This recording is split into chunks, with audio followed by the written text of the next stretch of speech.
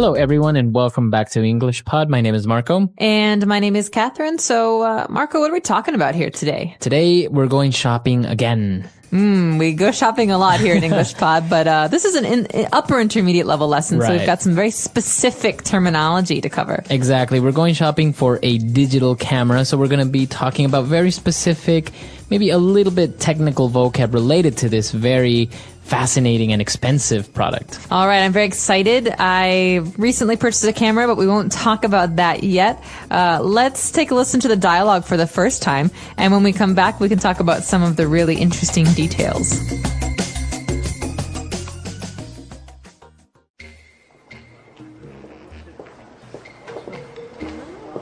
Hello, ma'am. Can I help you find something?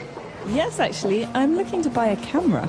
We've got a wide selection. Do you know if you'd like a point and shoot or something a little fancier? Are you shopping for yourself or for someone else? Actually, I'm buying a camera for my husband. Ah, well then I'd recommend a nice entry-level digital SLR. Yeah? Can I take a look at the SLRs you carry? Sure thing, follow me. This here is the Canon EOS. Yeah, it's okay, but I'm looking for something that performs better in low light, has a better display panel and longer battery life. Oh, the Nikon D60 is a nice option? Yeah, but what kit lens does this camera come with? I don't want some bulky telephoto lens. Well, this one has the, Looks to me like an 18 to 55mm lens. Pretty standard. That'll do. Not like my husband will be stalking celebrities or anything. Can I interest you in any accessories? Do you carry polarizing filters? Polarizing filters? We should. I'm sorry, ma'am. Looks like we're sold out. No, you're not. There are some right here. Oh, well, would you look at that?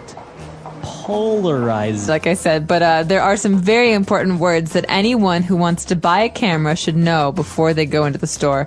And these are common across the board. So let's take a look at these in today's language takeaway.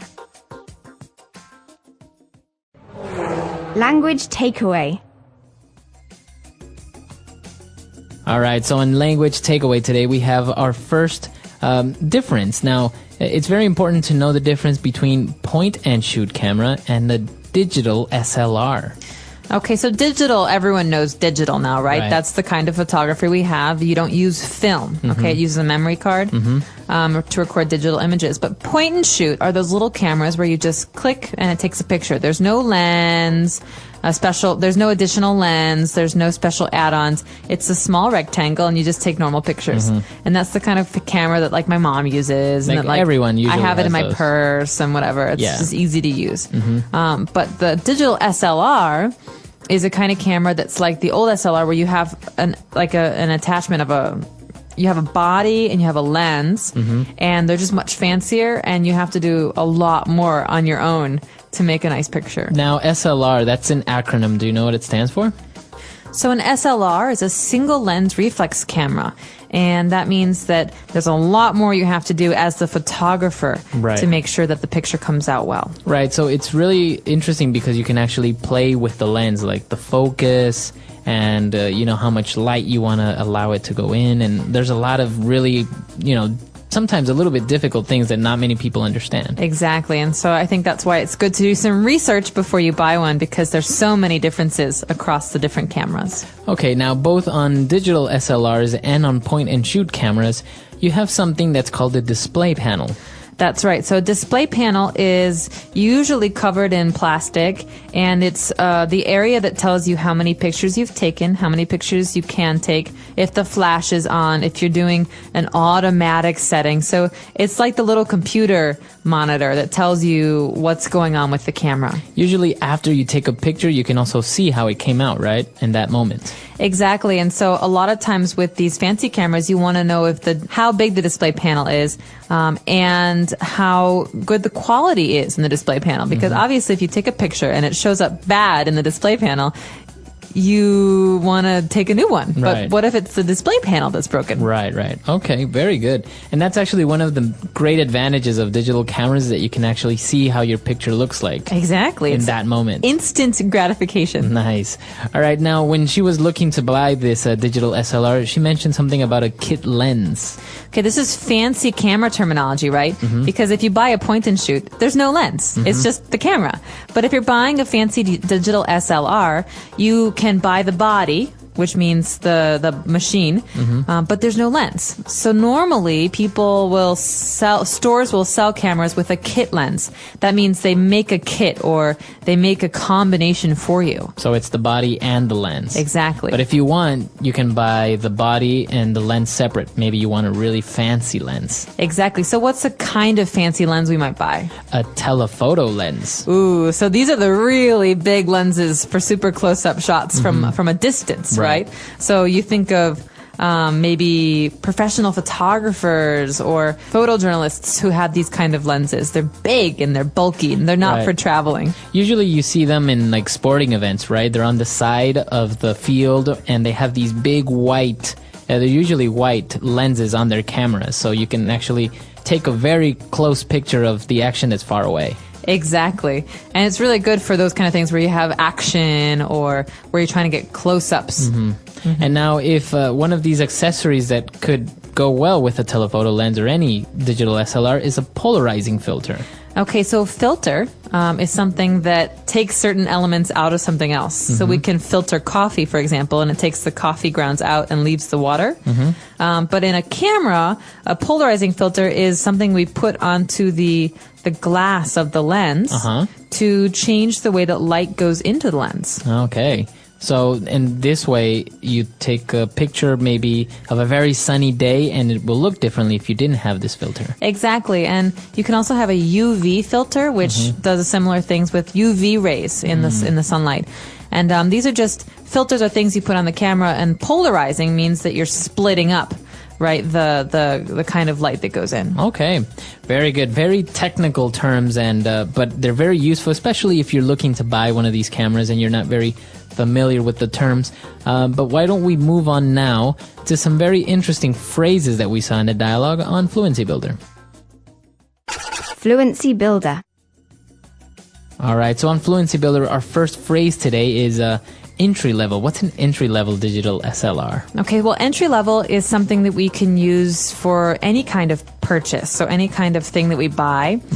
In the case of a camera, an entry level is not for an expert or professional. It's something for someone who's buying one for the first time. So like for beginners. For beginners. So entry level is like entry, beginning, starting. We can have an entry level job where you don't need training or experience, right? An entry-level camera where you don't need long experience with fancy cameras. Or training to know how to use it. Okay, very good. So that's an entry-level camera, but as you mentioned, we can also use it for the job, an entry-level job position.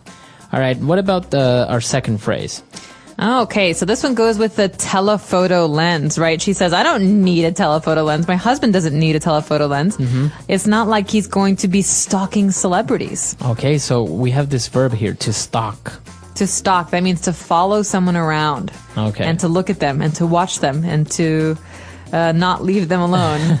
Now, she mentioned this because this is a very, very interesting and closely associated topic with photographers. You know, you have the paparazzi who follow celebrities and they have these big telephoto lens so they can take pictures of celebrities without them knowing. Exactly. And so you imagine someone in a tree with a big telephoto lens taking a photo of someone famous who's, you know, half a mile away.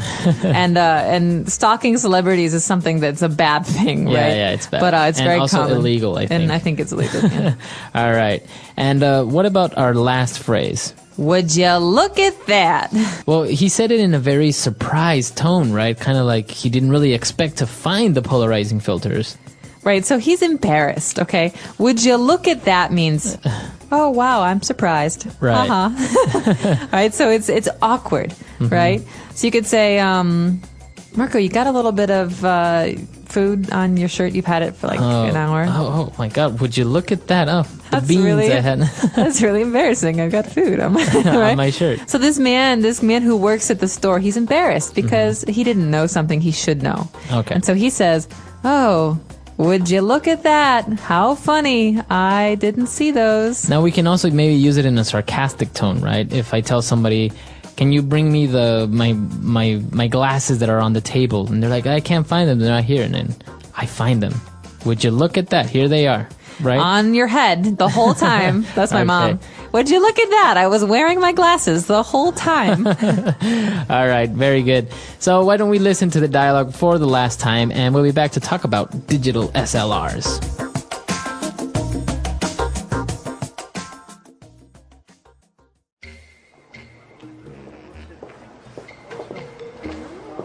Hello, ma'am. Can I help you find something? Yes, actually, I'm looking to buy a camera. We've got a wide selection. Do you know if you'd like a point and shoot or something a little fancier? Are you shopping for yourself or for someone else? Actually, I'm buying a camera for my husband. Ah, well then I'd recommend a nice entry-level digital SLR. Yeah? Can I take a look at the SLRs you carry? Sure thing, follow me. This here is the Canon EOS. Yeah, it's okay, but I'm looking for something that performs better in low light, has a better display panel, and longer battery life. Oh, the Nikon D60 is a nice option?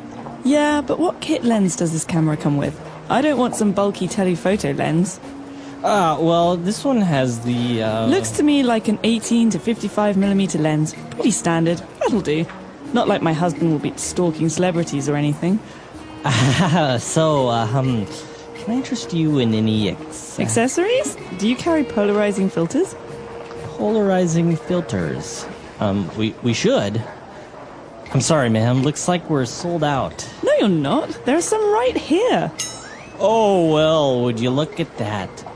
Polarizing filters. Thanks for your help, Ralph. No problem, ma'am.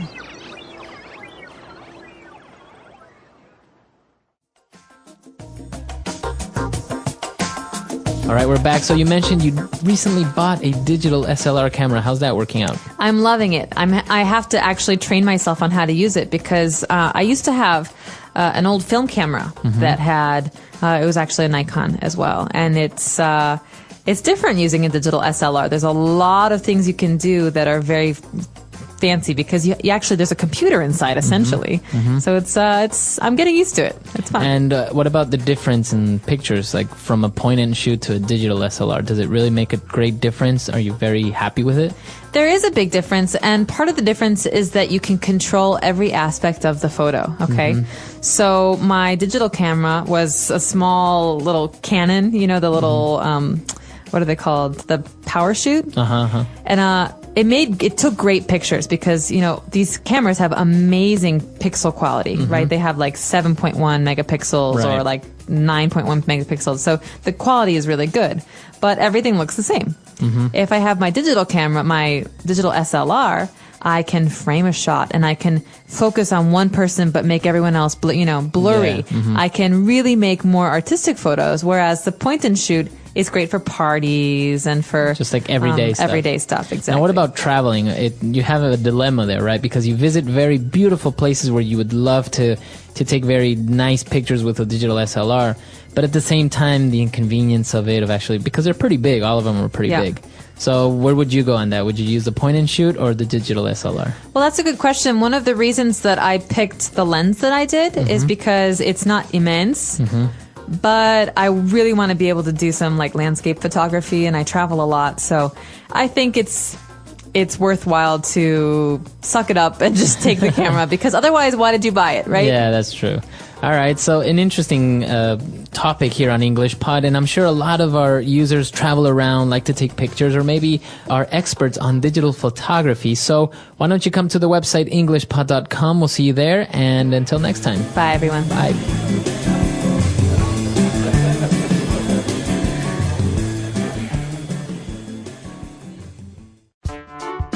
The English Pod Audio Review. Listen to the meaning, then say the vocabulary word.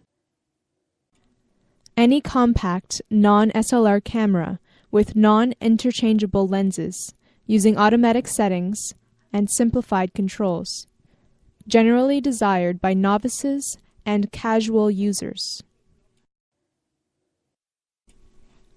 Point and shoot. Try to persuade someone to buy, do, or eat something. Interest someone in. A transparent optical device used to converge or diverge transmitted light and to form images. Lens. A camera lens filter used to control the plane of polarization of light entering the lens. Polarizing filter. Simple and appropriate to an inexperienced person. Entry level. Let's try that faster. Simple and appropriate to an inexperienced person. Entry level. A camera lens filter used to control the plane of polarization of light entering the lens. Polarizing filter. And today we're going to be bringing you another great lesson, one of the lessons that you requested. Yes, that's right. Actually, Maxim S requested this one. Right. I think he's really into research and investigation. So we're bringing you a great lesson about this topic. Okay, so I'm really excited to hear this dialogue all about research. So why don't we start listening to two university professors discussing an important question.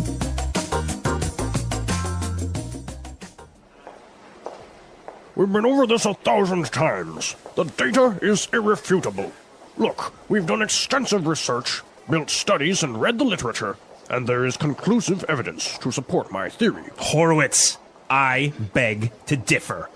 Even in your most recent study, the investigative approach was flawed. You know as well as I do, the collection of data was not systematic, and there's a large margin of error. To draw a definitive conclusion based on that data would be misleading. That is preposterous.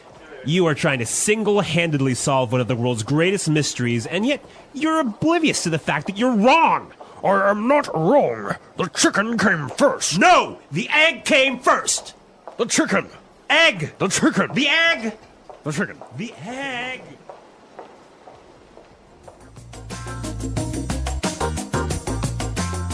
All right, so interesting. Which came first, the chicken or the egg? It's an age-old question, isn't it? And apparently, they are not going to agree anytime soon. All right, well, what they can agree about is this awesome language. So why don't we take a look at it now in Language Takeaway. Language Takeaway. Okay, on Language Takeaway today, we have some really great words, and this first one is really good. Irrefutable. Irrefutable. Irrefutable. The data is irrefutable. Okay, so if the professor says that the data is irrefutable, what does he mean by that? He's saying that you cannot deny it. It is really, really true. It is really true. There is no way this is a lie. Exactly. Okay. Irrefutable evidence, for example. Yeah, that's a great phrase. All right, so the professor complained that Dr. Horowitz's experiment was flawed. Flawed. Flawed. So, flawed. Is that an adjective, a verb, or a noun? It is an adjective here. Now, when something is flawed, there is a problem with it, right? Okay, There's so a it mistake. has an error. Yep. Okay. So this adjective is a way of saying that his experiment has a flaw. A mistake. A Exactly. mistake. So flawed is the adjective of a flaw. Right. Okay. Now, the reason that his study or his experiment was flawed is because that it was not systematic.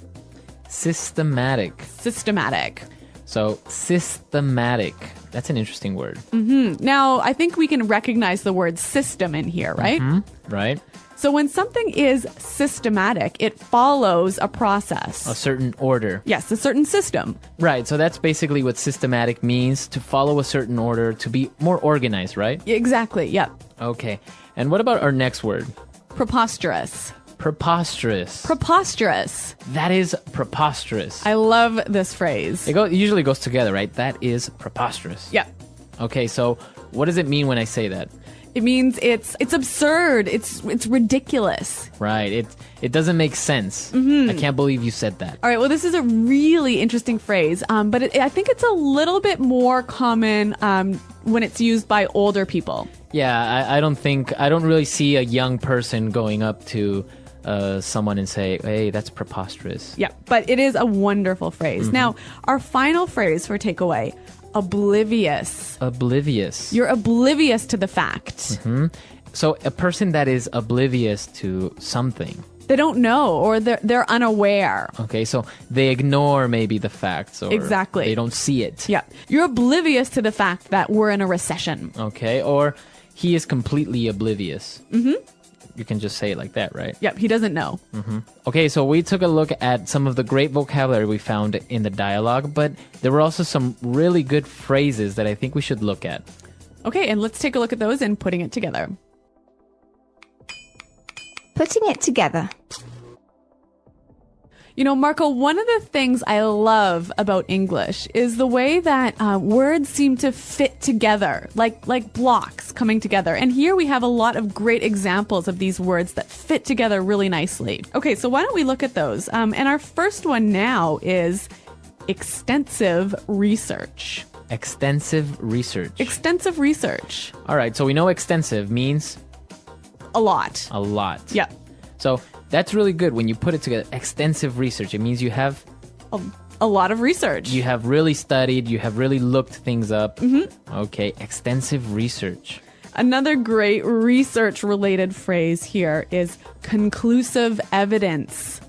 Conclusive evidence. Conclusive evidence. All right, now the first word there, conclusive. When something is conclusive, you can't argue with it. It's the final decision. All right, well, the professor complained that Horowitz's investigative approach was flawed, right? So this is our next phrase, investigative approach. Investigative approach. Investigative approach.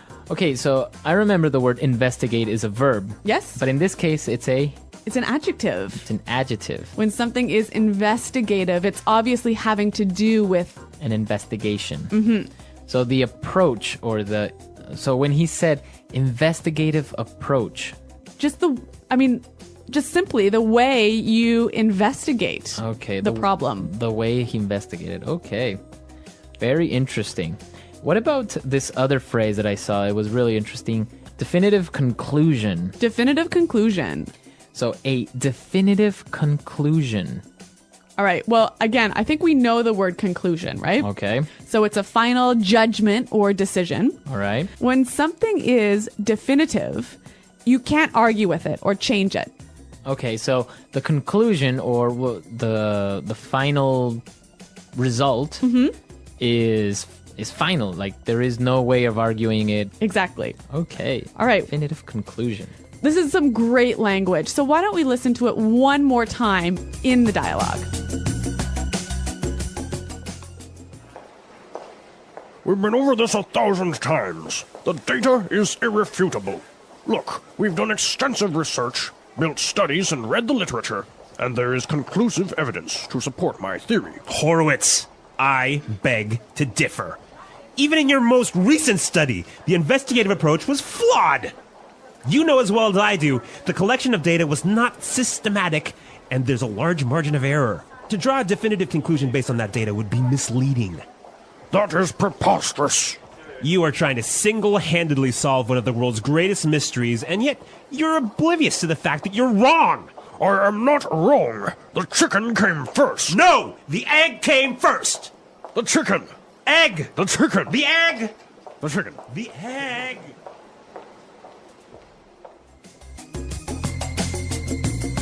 So, an interesting question. What do you think? What came first, the chicken or the egg?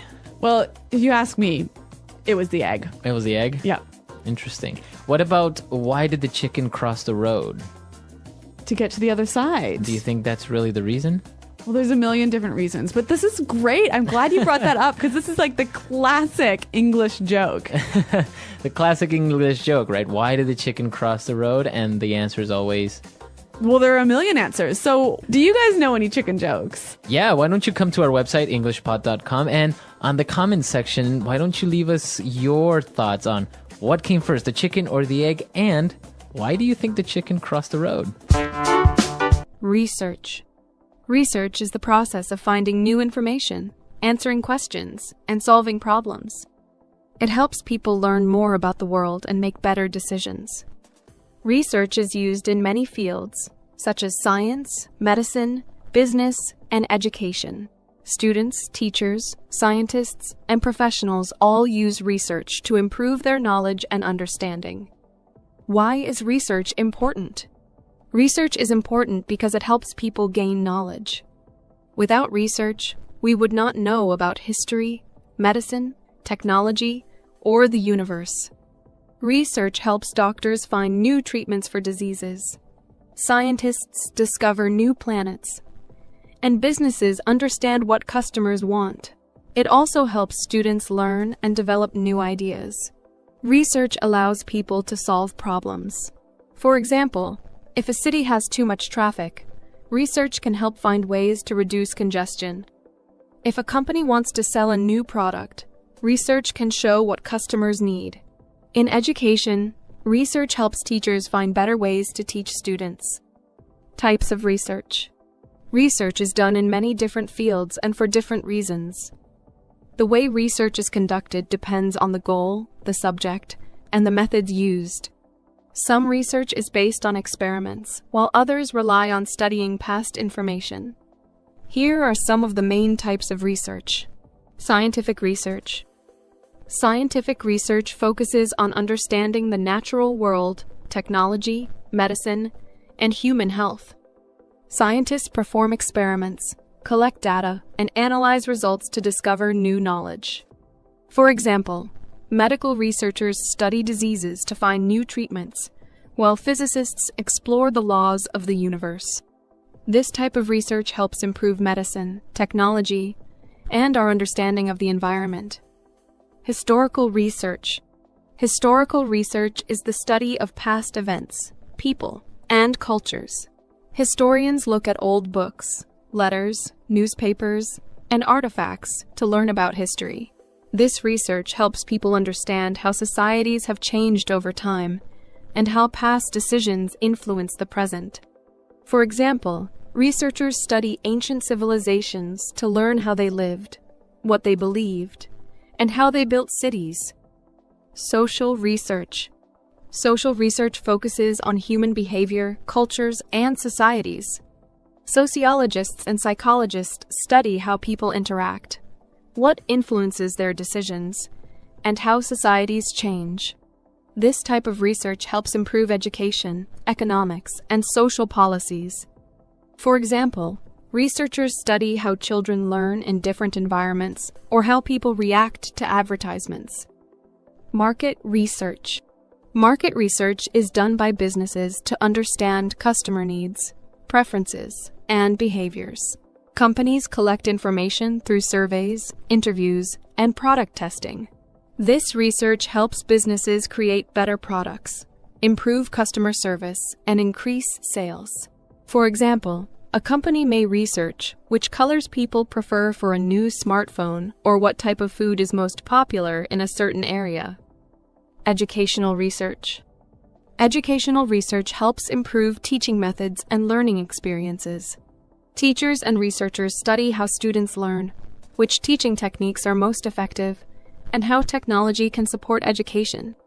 This type of research helps schools develop better curriculums and improve student performance. For example, researchers may study whether online learning is as effective as classroom learning. Medical research. Medical research helps doctors and scientists find new ways to treat and prevent diseases. This type of research includes testing new medicines, studying viruses, and improving surgical techniques. It helps save lives and improve the quality of healthcare. For example, researchers work to develop vaccines for new diseases and find better treatments for cancer. Environmental research. Environmental research focuses on nature, climate, and ecosystems. Scientists study air pollution, deforestation, and global warming to find ways to protect the environment. This type of research helps create solutions for clean energy, water conservation, and wildlife protection. For example, researchers study how plastic pollution affects the ocean and how to reduce it. The research process. The research process is a step-by-step way of finding, analyzing, and understanding information. Good research follows a clear process to ensure accuracy and reliability. Choosing a topic. The first step in research is deciding what to study. Researchers choose a topic based on their interests, current problems, or gaps in knowledge. A good research topic is specific, clear, and meaningful. For example, instead of researching climate change, a researcher may focus on the effects of climate change on Arctic wildlife, gathering information. Once the topic is chosen, researchers collect information from different sources. These sources include books, academic journals, websites, interviews, and past studies. It is important to use reliable sources to ensure the accuracy of the information. Government reports, university studies, and expert interviews are considered trustworthy sources. Asking questions. Research begins with a question that needs an answer. This question helps guide the study and keeps it focused. For example, a researcher studying healthy eating may ask, how does sugar affect children's energy levels? Good research questions help researchers find useful information, conducting experiments and surveys. Some research includes experiments, where scientists test different ideas to see what works. Other research involves surveys, where people answer questions to provide data. For example, a scientist testing a new medicine may compare how two groups of people react to it. A company studying customer behavior may conduct a survey to learn what products people like the most. Analyzing data. After gathering information, researchers study it carefully. They look for patterns, trends, and important facts. This step helps them understand what the information means. For example, if researchers collect data on how much exercise people do in a week, they may find that people who exercise more are healthier. Drawing conclusions. Once the data is analyzed, researchers make conclusions based on their findings. They decide what the information tells them and how it can be used. If the research is about a new medicine, they determine if it is safe and effective. If the research is about education, they see if a teaching method helps students learn better. Sharing results. The final step in the research process is sharing the findings. Researchers write reports, publish articles, or present their results at conferences. This allows others to learn from the research and use it for future studies. Sharing results is important because it helps advance knowledge and solve problems. Challenges in research. Research can be difficult because it takes time, effort, and resources. One challenge is finding accurate and reliable information. Not all sources are trustworthy, and some may contain incorrect or biased information. Researchers must be careful and check multiple sources before making conclusions. Another challenge is time and cost. Research, especially scientific research, can take months or years to complete. Some research needs expensive equipment, travel, or large teams of researchers. Funding from governments, universities, or companies is often required. Ethical issues are another challenge in research. Researchers must follow ethical guidelines to protect people, animals, and the environment. For example, medical researchers must test medicines safely, and social researchers must respect people's privacy. The importance of research. Research is important because it helps people find answers, solve problems, and learn new things. It is used in medicine, business, education, and many other fields. Research improves technology, health, and knowledge. It allows people to make better decisions and develop new ideas. Whether studying history, science, business, or social behavior, research helps expand our understanding of the world. By following a clear process, using reliable sources, and analyzing information carefully, anyone can conduct good research. It is a valuable skill that helps students, professionals, and experts improve their work and make a positive impact on society. Challenges in research. Research can be difficult. One challenge is finding reliable information. Not all sources are trustworthy, and some may contain false or biased information. Researchers must check multiple sources to confirm accuracy. Another challenge is time.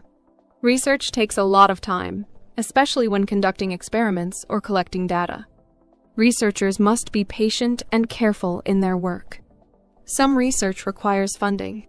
Scientific research, for example, often needs expensive equipment and laboratories. Researchers must find financial support from universities, companies, or governments. Ethics in research. Ethics in research means following rules to ensure fairness and honesty. Researchers must not lie about their findings or change data to fit their opinions. They must also respect the rights of people who participate in studies. For example, if a researcher studies human behavior, they must ask for permission from participants and protect their privacy. Scientific researchers must also consider the environment and animals. For example, medical researchers testing new drugs must follow ethical guidelines to ensure safety. Research in everyday life. Research is not just for scientists and students. It is part of everyday life. People do research when they read product reviews before buying something, compare different job opportunities, or look for the best travel destinations. Parents do research to find good schools for their children, and doctors research the best treatments for patients. The internet has made research easier. People can find information quickly with search engines, online libraries, and educational websites. However, it is important to check if the information is true and reliable. The future of research. Research is always changing and improving. Technology has made it easier to find and share information. Artificial intelligence, AI, is helping researchers analyze data faster. Scientists are using advanced tools to explore space, cure diseases, and solve environmental problems. Education is also benefiting from research. Online learning, virtual classrooms, and new teaching methods are improving education worldwide. Research continues to shape the way people learn and communicate. Conclusion. Research is an important part of learning and problem solving. It helps people find answers, make better decisions, and improve the world. Whether studying history, science, business, or health, research provides valuable knowledge. By using reliable sources, following ethical guidelines, and asking good questions, anyone can become a better researcher. Research is not just for experts, it is a skill that everyone can use in daily life. The English Pod Audio Review. Listen to the meaning, then say the vocabulary word. Correct. Not able to be proved wrong. Irrefutable. Very full and complete study to find information. Extensive research. Using a careful system or method. Systematic. Having errors or mistake. Flawed. Crazy, foolish, or silly. Preposterous. Unaware or don't know. Oblivious to. Way of looking for information. Investigative approach. Do something on your own, without help. Single-handedly. A final judgment that is not able to be changed. That is final. Definitive conclusion. Find out if something is true. Determine. Show something to be true. Indicate. An argument that is capable of making people believe that point of view. A compelling case. A collection of facts that implies or suggests something to be true, but does not prove it. Circumstantial evidence. Linked or connected with. Associated with. Let's try that faster. Unaware or don't know. Oblivious to. Having errors or mistake. Flawed.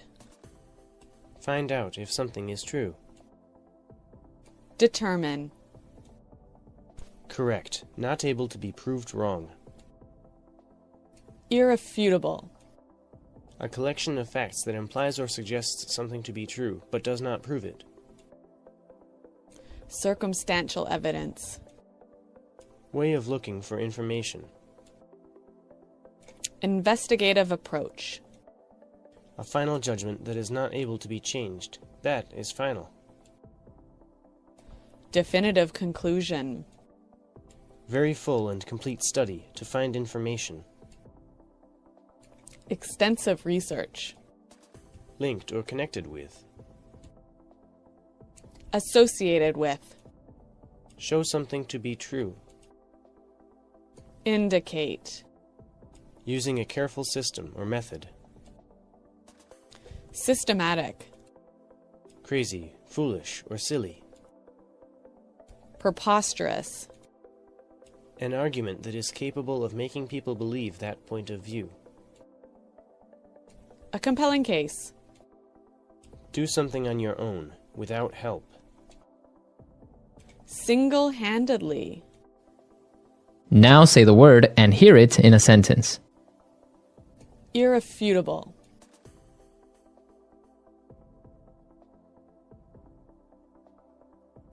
Look, we have irrefutable evidence that he was the killer.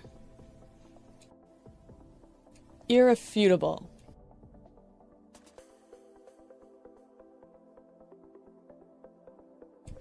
The facts are irrefutable. Smoking has a negative impact on your health. Irrefutable.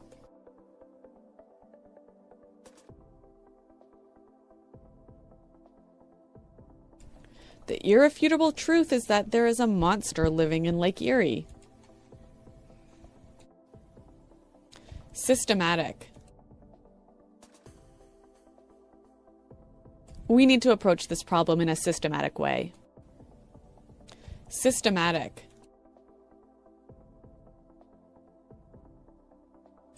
We did a systematic evaluation of the evidence. Systematic.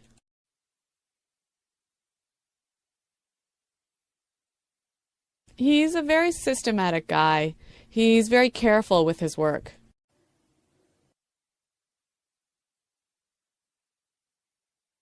Neil is oblivious to what's going on around him. Are you oblivious to the truth?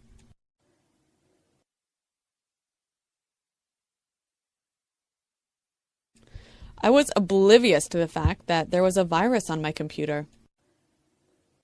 Definitive conclusion.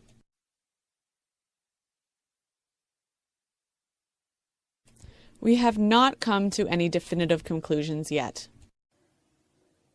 Definitive conclusion.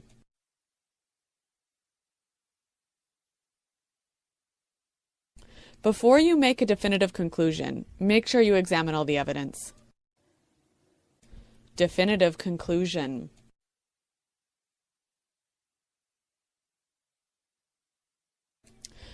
The researchers failed to arrive at any definitive conclusions.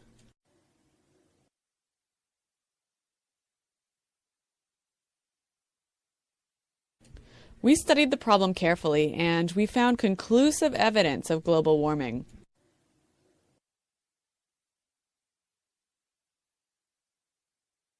There's no conclusive evidence that links Diet Coke to health problems.